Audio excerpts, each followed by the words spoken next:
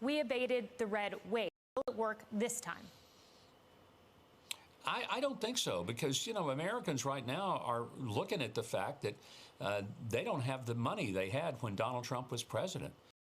The tax cuts, the regulation changes that Donald Trump brought into power, the fact that he pushed back on China and made them play more fairly in the world of trade, it upset the globalists terribly, but it empowered a lot of American families with about $4,000 a year better income. Under Joe Biden, they can't afford bacon or bread. The gasoline and groceries that they buy cost more. Interest rates have skyrocketed, which means the cost of buying a car or a home are now out of reach for most of them. And they're not stupid. I guess Joe Biden thinks they're all stupid, but they're not. And that's why you see even faithful constituencies of the Democrats, African Americans and Hispanics, saying, no more. We're not going to be with Biden this time. And I just think that they have nothing else. What are they going to do? Say, let's come down to the southern border and see what a wonderful job we've done taking care of that. You don't have to go to the southern border. Go to New York City, Chicago, Philadelphia, Washington, D.C. They're overrun with illegals because this president opened the door on day one of his administration.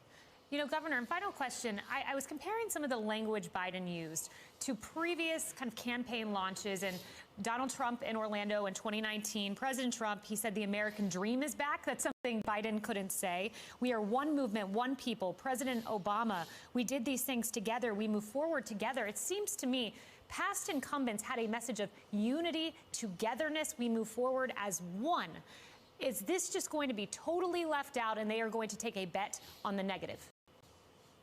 Well, it sure appears when your opening salvo is basically to stand on the stage and scream at Donald Trump and make up a bunch of stuff. Look, nobody, and I mean nobody, that I know thought that what happened January 6th at the Capitol was a good thing. It was horrible. And the fact was there was a riot, and the people who did violent things have paid incredibly for that with prison terms. But not everybody who was there actually engaged in violence or riot, and it sure wasn't an insurrection. If it was, then Jack Smith would have already charged Donald Trump with it.